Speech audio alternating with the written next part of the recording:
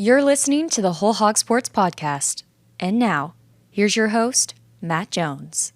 Happy Tuesday, everyone. This is Ethan Westerman filling in today for Matt Jones. On today's show, former Arkansas big man Kamani Johnson will join me. He was at Saturday's game against Texas Tech in Dallas, and he'll talk about this year's team.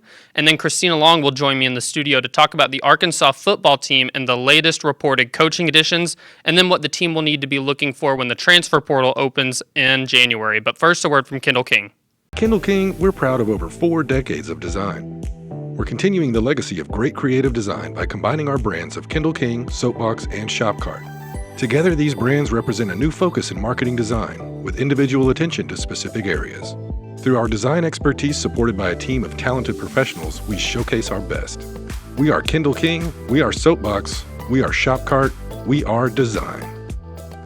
Welcome back in. Really pleased to have former Arkansas big man Kamani Johnson on the show today. He was inside American Airlines Center for the big win Saturday against Texas Tech. So excited to get his thoughts on what he saw. But Kamani, first of all, just thanks for hopping on. No, of course. Appreciate you guys for having me. Yeah, I want to get, first of all, just what was that experience like at the game Saturday? Seemed, at least on TV, like a pretty Arkansas-heavy crowd. Yeah, I mean, it's kind of funny because nothing's changed. I mean, everywhere we go, we travel well. We were calling it Budwall and South, so that's kind of how it felt in there. The energy was high. I mean, you could see it on the court. The guys were ready to go. You could hear it probably over the TV. It just felt like Budwall and South, literally. Yeah. Did you see any familiar faces? Not talking just the locker room, but just fans, maybe. Yeah, of course. Like that. Of course. I mean, every time I show up to an Arkansas game, I see some people and fans that I know and just have relationships with and built relationships with over the years. And it was just good to see everybody. It always feels like a homecoming or a family reunion anytime I'm around anything Arkansas. So, yeah, I saw the video of you in the locker room afterward. Obviously, there was a big hug between, you and TB because y'all were teammates. And then it looked like you knew some of the other guys too pretty well. Yeah. What are those relationships like? Yeah, I mean, like Cal, Kyle's known me since I was super younger, and being in that New York, New Jersey area, I've known DJ Wagner since he was super young too. Like, we kind of grew up together, and Carter Knox, his brother, played at Kentucky, so it's really a family vibe. Anytime I'm around there, that's literally like family to me. So, anytime I'm around those guys, we have a pretty good relationship and a pretty good rapport. Yeah, specifically TB, since that's the one that, we saw the big hug. Just what have you thought about his growth? I mean, obviously y'all were teammates, but now what's it like being, outside looking in a lot of times and just seeing his growth of his career and how he's playing right now? Yeah, I mean, TB is a special player. Like, I don't know if people forgot. Maybe because, but I mean, TB, and you guys can see it, like when he's locked in and he's focused and he's playing aggressive, he is a matchup nightmare out there. So, I mean, we all know what kind of player TB is. He's a pro, just flat out a pro. So that's Trevor in Brazil for you right there. Like, everybody kind of seen it, and I don't know if people forgot, but that's not like surprise to anybody who's been around TB. So that's the TB we need for sure. Yeah, do you see any change of, I guess, maybe mindset or something with the maturity that comes with him getting older? Yeah, I think he's just older now. I mean, he's always been a dog. I mean, we've been to war with each other. I know exactly what kind of guy he is in the trenches. He's always been a dog. So now I think he's just mature enough to know, and he's starting to become in his role like, this team needs me to be a dog every night. So I think, that's really important for TB. It's always great seeing him grow up. Like, it's crazy seeing him now. I mean, I remember he was super skinny, lanky, coming into Arkansas from Missouri. So it's just crazy to see him grow up now. Yeah, what was his mentality like, if you can remember, just whenever he first got in there, being a little bit smaller and, obviously whenever you're underclassman, you haven't gone through it all the time yet. But what do you remember about him when you first met him to maybe what you're seeing now? Yeah, I mean, I remember when he first came, he was a little shy because when you come from an SEC school, it's like we were going to war just last year, but it's nah. I mean, he fully embraced the culture, and we fully embraced him into the brotherhood. And it's man, TB is a true hog, like through and through. There's stuff only players know, when we're on the court and through the battles and stuff. But man, TB is a dog, so. I mean, nothing's really changed too much. I think he's just gotten older. His hair changed a little bit. That's about it. You mentioned it that you've known Coach Cal for a while. Of course, your older brother, Dakari, he played for Yeah. Coach Cal at Kentucky. So you've seen the Coach Cal recruiting experience. I mean, even just being in the home, sure. up close and personal. Everybody talks about Coach Cal as a recruiter. So having been someone who you got to see, obviously your brother get recruited and go play from, what do you remember about that? At least maybe what's different about Coach Cal when you see him in that space than maybe what everybody else thinks that he is? I ain't gonna lie, like the Cal you see is the Cal you get. Like he's Okay. really like all about family. He probably not gonna come in there and tell you what you want to hear, but if you want to be a pro and you want to have a long career, as you see a lot of guys in the NBA, that come under that Cal coaching, they've had long, great careers. I mean, he's one of the best basketball minds out there. He doesn't really like a lot of coaches do, like it's like night and day, but with Cal, it's like you get what you get. I think everybody who knows him knows like it's a family vibe, it's a family atmosphere, and that's kind of his special thing. You know what I mean? Like that's what makes him stick out a lot more than different other coaches.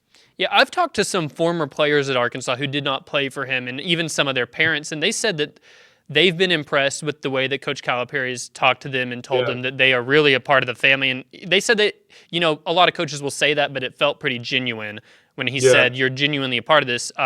For you, what's that been like as a former player? Like, obviously you have the pre-existing relationship with your brother, but like, it seems like that's been taken to another level just with that you were a former Razorback, that maybe the way he talks and treats you and has you in the locker room afterward, Yeah, I mean, I remember like when it got announced, some of the former Hogs was like, yo, like, are we gonna be good? Like, what's up? I'm like, yo, you guys literally have nothing to worry about. Like, I think this was like a perfect marriage. Arkansas's fan base and the program and Coach Cal, just like the way that they both like when it was announced, I was like, wow, like this is gonna be great. So all former players, excuse my language, get your ass down to that hill, support the team, support the program.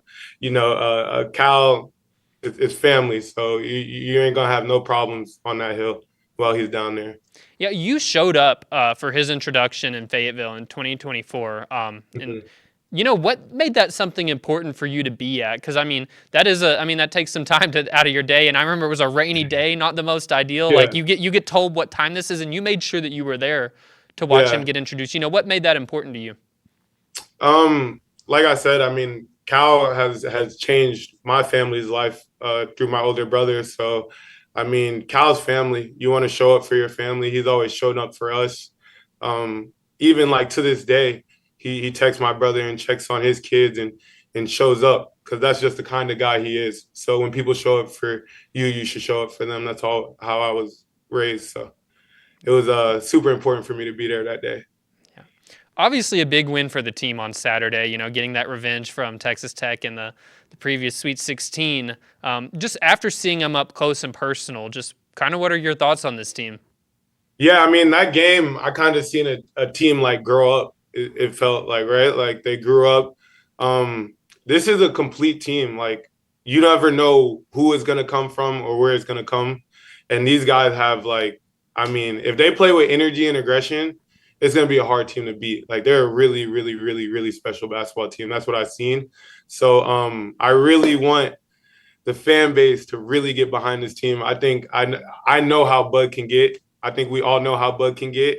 So I really want the fan base to get behind this team because that's a special basketball team, what I saw. Yeah, for sure. And it seemed like they got that support at least on Saturday down there in Texas. Nah, for sure. It's cool to see the way they travel, man. Yeah, I mean, Texas, I mean, there's Arkansas Razorbacks all around Texas. I come to Dallas often, and I know we have a big alumni a base here. So, I mean, it really felt like home here. It was crazy. Yeah. Real quick, want to ask about, under Coach Musselman, kind of the way that he built his teams. Like, it was drastically different each year personnel-wise. I mean, just the way that he brought transfers in. He recruited, maybe more.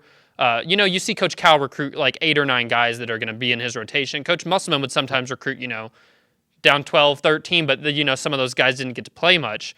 But it's just different how they kind of put together their teams. Arkansas this year, it's different because they actually, in this era where there's a lot of transfers in and out, rosters look different. They have a real core from last year with those returners and transfers in the mix. But as someone who has been through with, under Coach Musselman, how you have to adapt with a new roster, because you were a guy who stayed with them and had a lot of different teammates. But now for these returners this year that are in maybe the similar shoes that you were in, and you have two like real stud freshmen come in and two transfers that are pretty good, like that takes some adapting. I guess what would be your advice to fans that maybe along the way, like, there are the growing pains of watching a team adapt, but like from a former player's standpoint, like what does that take to get to where you are really the unit that you want to be by the time March rolls around? Yeah, I mean, the schedule, that told me everything I needed to know about this team when I saw that schedule. That means that the coaching staff really believes in this team. So just having wars like they did last Saturday, like tough games. And we might win, we might lose, but those games are going to what builds you wins in March. Like I remember our seasons, we would lose some of those games, but it had us so ready in March when we were ready to, like, it's like you're not shocked by going into war and you know who you're going in the trenches with at that point. So it was the schedule told me a lot. And just with this team, like they're gonna be fine. I think they'll be fine. I think the main focus, and I can't stress it enough, is the fan base just get behind them, because like you said, we do have freshmen and confidence is everything. So, you know what I mean? I would say like during the regular season or whatever, don't focus on the wins and loss, like stay behind them and rally behind them, because for those guys, confidence is everything. So, they're going to have fun. They're going to win. They're going to lose. But during March, they'll be ready. I believe that. Yeah. What do you think it does do for this team, though, having that core? At least, DJ Wagner, Carter Knox, Trevin, and then Billy Richmond, too. Like, because that's so rare now. But what do you see, just the importance of that? Yeah, guys that are battle tested, guys that know, and some guys that have bad taste in their mouth for how their season went. So it's always good to have that extra energy, extra boost, extra guys you can lean on in those tough games. And I mean, the roster is built beautifully to me. Like I really like this team a lot. So I think they'll be fine. I think they'll be good. At least, of course, they've put together some really good wins recently with Louisville, Texas Tech. What do you think is maybe the next step for this team to just go to the next level? If you had to pinpoint something. Yeah, I know how the internet works, right? So I know these other teams are watching everything and everything's going in that bulletin. But I'm going to keep this answer close to the chest because I'll be down in Faye. I have a good relationship with those guys. So any advice I have for them, I'll give to them. But, I know these SEC teams be watching. So I know how that goes. Yeah. Kind of a fun question here. Want to ask you, if you could choose one player on this year's Arkansas team that you could throw on y'all's roster for those back-to-back deep tournament runs that y'all had, who would it be and why? If you could just pick one of them, plug them in there. Oh, man. I mean, there's so many good people on this team. Darius is insane. Billy Richmond, I like Billy a lot. But honestly, TB, that 2023 team, we lost TB early in the season. He was like a really key piece for us. I've always believed like he was kind of our X factor into going to a Final Four maybe. So I'd say TB. I love to have TB. Just a healthy TB for sure. I like that answer. That's a good teammate answer right there. For sure. Few quick questions to wrap up on. Whenever your name comes up now, like it's different than it is for all former players. Like you have a big warm reception among fans, Kamani. Like they love you. What do you think that you did during your time here that makes you be someone that the fans remember so fondly? I mean, you throw the word Kamani Johnson out there on the internet, and Arkansas fans are just swarming saying we love the guy. Yeah, I mean, so I went to Euler first, right? So I was in Little Rock to grow up. I always felt like I came to Arkansas a boy and left a man. I mean, I feel like they just watched me grow up, and I've become like their adopted son in a way. And I've always embraced them, always, and they've always supported me through my ups and downs. And I mean, the love I get from Arkansas, I always tell people, like, anywhere I go on the world, like, anywhere I travel, I'm literally like telling them about Arkansas, trying to get people to come and experience it. Because before I went, I literally had no idea about it. And then I like fell in love with the state, and it seems like the state fell in love with me. So, man, I just can't say enough about Arkansas and what the support means to me and my family. And the fans are probably curious too, like, what is Kamani Johnson up to these days other than going and being the locker room guy after a big win? Yeah.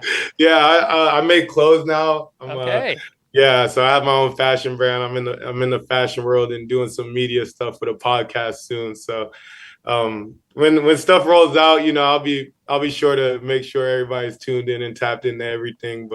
And then I'm gonna do some nonprofit stuff actually in Arkansas soon coming up. So I'm super excited about that to help the community that I feel like helped me raise into the young man I am. So definitely be on the lookout for that. I'm about to say, let us know when you're over here, and we'll go out there. I have to come into the studio. We'll have to get another one in. We got a beautiful seat right next to me. I don't know if you can see it right now, but it's got your name on it. It's waiting for you. So don't threaten me with a good time, man. Hey, if you need a co-host, man.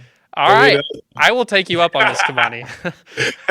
This has been fun, Kamani. Thanks again for hopping on and doing this. Of course, appreciate you. Thank you guys for having me. Yeah, and when we come back, Christina Long will join me at the desk to talk about Arkansas football. But first, a word from our sponsor. Kindle King, we're proud of over 4 decades of design. We're continuing the legacy of great creative design by combining our brands of Kindle King, Soapbox, and Shopcart. Together, these brands represent a new focus in marketing design with individual attention to specific areas. Through our design expertise supported by a team of talented professionals, we showcase our best. We are Kindle King, we are Soapbox, we are Shopcart, we are design. Welcome back in. Want to tell you about our friends at Bentonville Glass. Serving its community since 1971, Bentonville Glass is committed, professional, and versatile. Looking for a quality leader in Northwest Arkansas? Looking for skilled craftsmanship? Choose Bentonville Glass for all your glass market needs with the highest quality products. You can come by and see them at 507 South Main in Bentonville or at bentonvilleglass.com. Joined now by Christina Long to talk some Arkansas football because we haven't talked enough of that recently. It's been all we've talked about, I feel like, since November 30th and honestly, way before that, since the firing of Sam Pittman.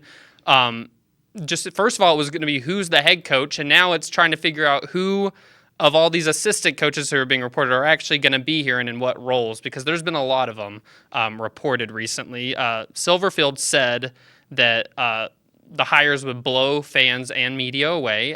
Maybe that's the case for some people. They've been just blown away. Maybe that's not been the case for you. I think I'm somewhere maybe in the middle where there's been some that's been like, wow, that's a pretty good hire. And then there's some I'm like, I don't feel a certain way about it. I'm curious with you, of the hires so far, which ones have really caught your attention the most that could be closest on the spectrum of I'm blown away? It's funny. I've been thinking about this because Matt and I talked about this a little bit early last week, where it was we kind of mentioned that he said everybody would be blown away, and it's like, okay, I don't know who these people are. And then I was trying to think of the other angle of that, which is, who could they have hired that would have blown me away? I honestly don't know. I don't know what name could have dropped that I'd be like, oh, wow. I guess it was just like if it was like a sitting SEC offensive coordinator or something like that wasn't really going to be happening. So to me, I am not pressed about any of these hires. I am not, I'm skeptical of some. I'm mainly in kind of a wait and see, because I think some of this is we don't know 100% what role people are going to be in or exactly what their role is going to look like. They've reportedly hired 2 offensive line coaches, Marcus Johnson from Ohio State and Jeff Myers from Memphis. Are those guys, is one of them going to be working with the interior guys and one guy working with the outside guys? Maybe one is just offensive line coach, the other is assistant offensive line coach. We don't actually know because none of these hires are official yet. I imagine we're going to get one big sort of info dump when they've actually got everything signed, and all of these are officially official. I think the other thing that's been kind of odd in the last couple of days was all these DBs coaches. So a secondary coach, Deron Wilson. Is it Darren or Deron? I always read it as Deron. Okay. Yeah. He was here before, and I honestly don't know if I ever actually got that clarified when he was here before. Yeah. Safeties, C.J. Wilford from Georgia State, corners, T.J. Rushing from Auburn, and corners, Eddie Hicks from Cincinnati. Yeah. So with the 2 cornerbacks coaches specifically, it's unclear to me if that means – so Rushing was reported first. That was like a week or so ago. It's unclear to me if that means that's no longer happening or if they're going to have another guy who maybe, I'm sure one of them might have the title of cornerbacks coach and one might have a different title. We don't know. But these are 2 guys who have coached cornerbacks before. One thing to note, and I put this, I've got a list on our site at wholehogsports.com of where we're kind of tracking all the hires that get reported. A lot of these are coming from Matt. We also don't know if it's Zenits or Zenits. I've been saying Zenits. I heard somebody from CBS say it, and I immediately forgot how they said it. He's got the Silverfield hire scoops. He's got them all, and then there's like one from ESPN and one from our friend Brandon Marcello. Most of these are CBS Sports. These are people that are typically very reliable on these things. That's why we are willing to kind of publish off of what they say. They have reported a whole bunch. Again, none of them made official, but one thing to note is that only 10 assistant coaches, so 10 plus your head coach, can go off campus to recruit. So that's one thing. You can hire an unlimited number of on-field coaches. There used to be the rule where you could only have a certain number of people actually giving instruction in practice or during a game, and they did away with that, I think maybe last year. And so we'll kind of see these staffs look a little bit different than they have in the past. And I think one thing, when Hunter Yurachek talked about the new and significant financial commitment to Arkansas football, he talked about how the evidence of that would be in the staff hires. And I think we all took that to mean, they're going to get some big name or they're going to pull some big fish that's going to cost a lot of money. And I don't think that necessarily has to be the case. That's what I thought he meant. And it's become clear that that's probably not what he meant. But I think they more mean that the salary pool for coaches can be higher, the number of coaches and the level of coach that they're hiring, in terms of you're having more guys that are kind of working with players one-on-one as opposed to like some analysts and things like that. I think they're still going to have plenty of analysts. But I think maybe that's more where we're going to see the evidence of how they're spending more on their staff. It's going to be a bigger staff. Yeah, I'm with you. I kind of whenever said blown away, I'm starting to realize I think maybe it's more in the coaching world sense of like these are some really highly respected people than in coaching circles. I think that maybe where he went wrong was saying that fans and media would be blown away. Yeah. Because I don't think fans and media were very aware of. There's some of these we were aware of. Yeah. Like I've heard of them. But there's a lot of these that I just feel like if you're maybe in the football trenches at the coaching world, like these are names that really are respected and are names that maybe stand out more. I personally feel like there's been some of these that, you read more about them and you're like, okay, they're probably a good recruiter or they have some history here, but there's none that have really been like the blow me away, which I'm with you. I'm like, I don't know who would have, like, who could you have hired? And I would have been like, wow, that is incredible. Like, I honestly feel like Sam Pittman's first staff with like Barry Odom was way more of the Kendall wow. Browse, that was pretty notable. Yeah, those were more blow you away than these. Yeah. But I guess that maybe what he meant was, especially Hunter Yurachek, was the investment that they're making to have all these positions. And with the new general manager, I don't even want to try and pronounce his first name. Geiska Crowley. Okay, that's how I'm going to pronounce. That's how I'm going to. We're going to have to find out when he gets here. Geiska Crowley. I think that's the most logical way to pronounce it. He seems to carry a lot of respect as far as like people who know him are like. You can always tell whenever it's a place that is losing a coach, how they react. Mm-hmm. In Arizona, how they've reacted about losing him, and others in the industry, it seems like that was a really big get.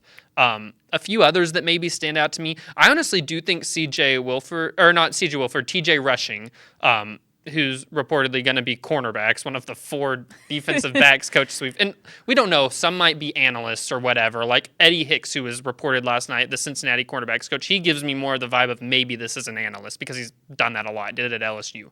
TJ Rushing gives me like he'll be recruiting and stuff because he was formerly a head coach at one of the Georgia schools, I think Georgia Southern. He was just at Auburn.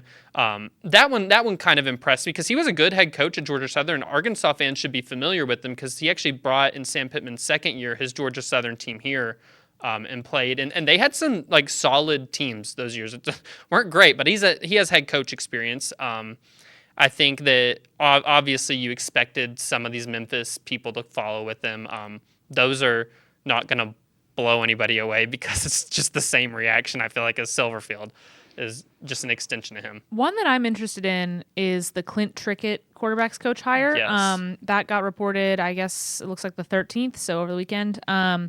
Because Tim Cramsey, the offensive coordinator that Silverfield is reportedly bringing from Memphis, he coached quarterbacks at Memphis as well. So it's and that's obviously very common with offensive coordinators also coaching quarterbacks. He's somebody that has experience with that. I'll be interested how much they share that, assuming both of these hires go through. And Clint Trickett he has been Jacksonville State's offensive coordinator this past year. First of all, great name, Clint Trickett. Yeah. It's just like a nice, I don't know. It's a nice name. Yeah. And then a lot of people know him, which I never actually watched this, but a lot of people know him from Last Chance U. He worked at East Mississippi Community College and was featured pretty prominently in that series from what I've heard. So people know him from that, from Netflix from a few years ago.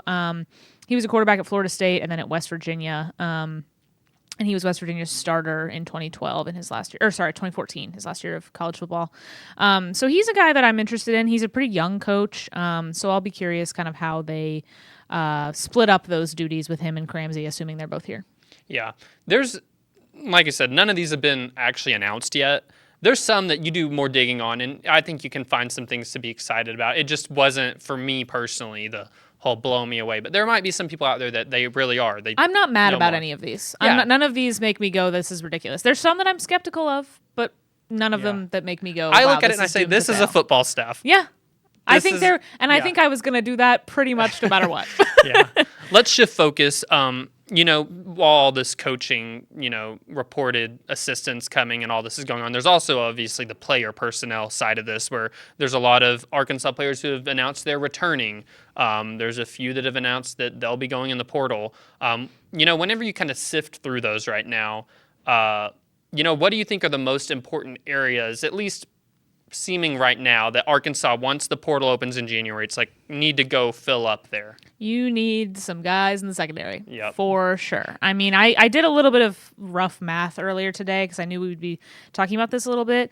And, you've got, I think 5 guys that start, pretty much all 5 starters in the secondary that are not going to be back. And so, some guys that contributed here and there that will be back. I just think that it's not ideal. And I also think even if you were getting more of them back, it's not like they were doing very well. Yeah. You didn't have a lot of guys you could rely on. Julian Neal was their best player. He's gone. And the other guys in the secondary were really hit or miss, mostly miss. And so I think one thing that we talked about a lot, especially Matt has harped on this a lot, is it seems like they didn't spend enough on defense last year and they kind of tried to do more with less and it didn't work. Sometimes it works, it didn't. And so I think, if especially they're bringing in a bunch of defensive backs coaches, I'll be interested the profile of player that they get and whether it's guys that are coming up from lower levels, if they try to get some guys that have SEC playing experience, things like that. They have some young guys they might feel good about, but I think the secondary is going to be depleted enough that they need to go out and get some guys that are ready to go now. I think you obviously always want to have some development. I think there's, again, some guys that are promising, but I think you're going to need some guys there for sure. And then I think the defensive line is kind of the same way. Yeah, and recruiting D-backs is always interesting to me in the portal because, people put a premium on like really good interior defensive linemen or really good defensive ends in the portal. Defensive backs, if you look at any team's roster, take up so much like roster space. It's just, there's a lot of them.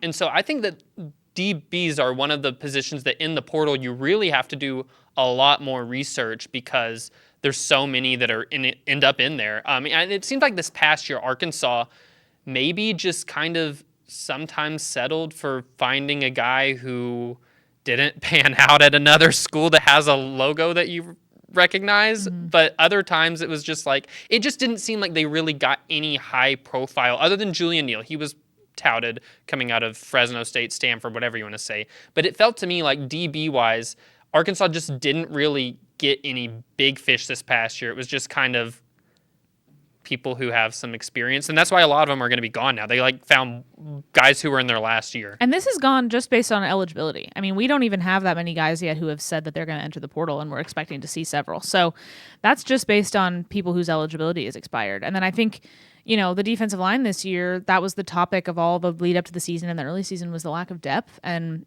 that you're going to have to solve that problem too, because all it's done is gotten worse basically because you lose Cam Ball.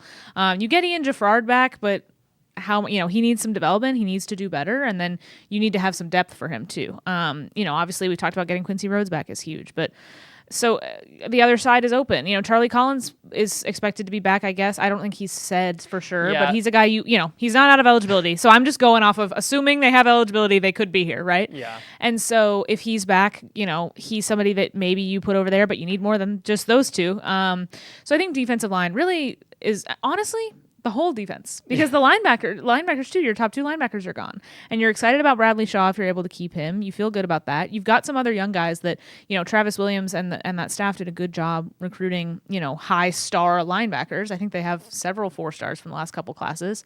If you can keep them, if you want to keep them, can they play? Can you develop them? But I also think maybe you need somebody that you can plug in right away that can play, that has done it somewhere else. So honestly, the whole defense is going to be somewhere that I think we see a lot of additions. And this isn't something revolutionary. We're going to know this financial investment by what they get in the portal. And it'll be interesting to see if they pull some names. Like I know Texas had a really good linebacker that went in the portal yesterday, who it kind of shocked me. I don't know if I saw it. Blanking on the name. He started a lot of games for him, but it's like, are you going to be able to get guys like that, or are they going to go choose other schools? Which doesn't have to be bad, but is it's always a risk. But when you're going from somebody that's coming from, it's the same way we talked about with coaches. When you get somebody that's coming from a lower level, you're just not 100% sure if they can play in the SEC. Sometimes you'll be right, and sometimes you'll be wrong. Yeah. And I think they were more wrong on the defensive side of the ball this year than they were on the offensive side of the ball. Like Mike Washington, that was a hit. Rohan Jones, that was a hit. Defense, some of those guys weren't hits, or they were okay, but maybe you needed more from them, and you need more consistency. And so they have to have that. And that's where, that's another thing with all these assistants. Hunter Yurachek really emphasized that they want a better scouting department. They want more robust operation there. Do they have that right away? Can they get that? And will we see returns on that as early as this year? Yeah. Talking a little bit more, we'll go back to coaches real quick. We had today reported Travis Williams. He is apparently going to take a staff role at Texas A&M coaching linebackers, which is what he did at Arkansas while being defensive coordinator. You've had Eric Mateos, the former Arkansas offensive line coach. He's going to coach at Wisconsin. Morgan Turner from last staff, he's being retained here.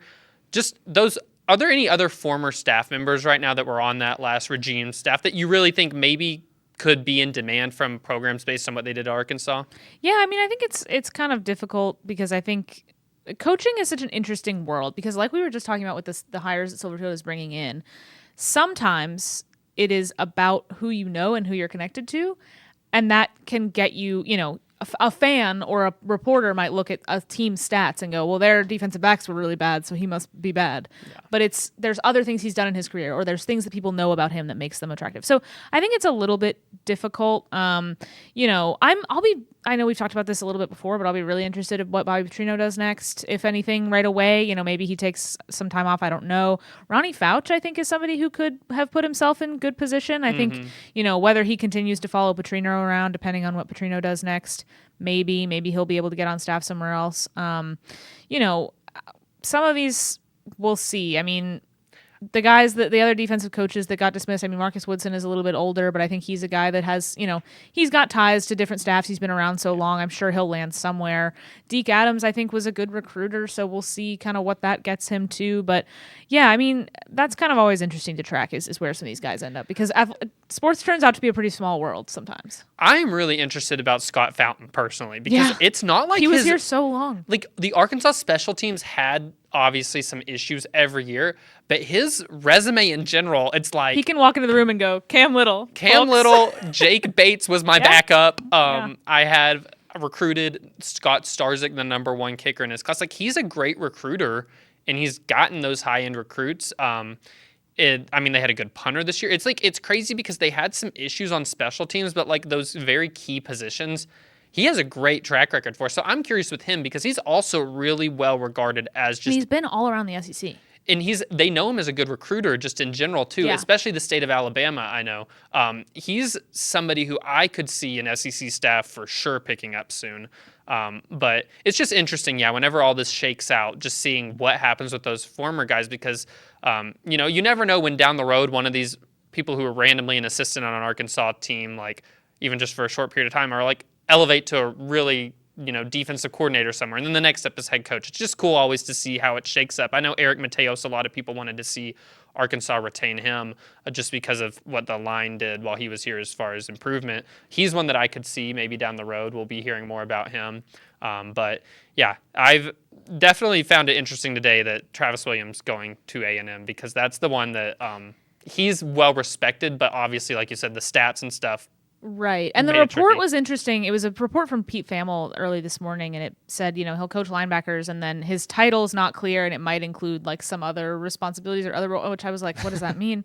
But we don't, again, all these staffs, until it's official and they have that title next to their name, you're not 100% sure what their job's going to be with some of these. But yeah, so it seems like linebackers, that's been his forte. And so I'm not surprised to see him land on his feet. I think Texas A&M is maybe somewhat of a surprise, but he's always been, like we talked about, a good recruiter. He's a good guy. He's just a good guy to talk to. I imagine he interviews really well. I imagine people he's worked with and for really like him, and that sticks with him. So, it's always interesting to track. And same thing with players, where players in the portal end up. Simeon Blair, a former Razorback who went to Memphis, is now expected to be an analyst on Ryan Silverfield's staff. So you kind of got to keep guys in mind and remember when they've been here, and it's always kind of interesting to see where people end up. Yeah, and I'm sure for somebody like Travis Williams that, for Texas A&M, like he won enough recruiting battles with this Arkansas, like with the state that Arkansas was in, just from wins and losses standpoint. He won enough recruiting battles that it makes you think that, he's probably well respected from SEC coaches, at least at minimum as a recruiter. Before we get out of here, just want to talk some news and notes around college football. You got a Heisman ballot. Yes. Did it go as your ballot? No. Okay. Not dramatically. So I put Diego Pavia 1 and Fernando Mendoza 2 and Jeremiah Love 3. So it was slightly different. I don't begrudge anyone that picked Mendoza. I did not think like he doesn't deserve it. It was really actually hard to side between the two, but I ultimately went with Pavia and put Mendoza second. I figured Mendoza was probably going to win, but you don't vote based on who you think is going to win. You vote based on who you think should win, and I voted for Pavia. Yeah, this was a really weird Heisman race. Like I feel like as far as like recent years, they usually have one or two that like the year before we had a really interesting one just because it was like comparing two different great players. Like you really couldn't. It was one that played two ways with Travis Hunter and was good at both of them. And then there was Ashton Genty, who was just setting all sorts of records. That was like a hard head-to-head. This year just felt like a weird, like, all these guys are good, but, like, do you have a real star? It didn't feel like one of them was, like, crazy, so much better than everybody else. Yeah. There wasn't one that got the Heisman love all year long. Yes, agreed. There wasn't one that, like, by week 4, everybody's, like, throwing the Heisman next to him. I thought that this year, I was kind of with you. Diego Pavia, what he meant to Vanderbilt was, like, they are not the same team without him.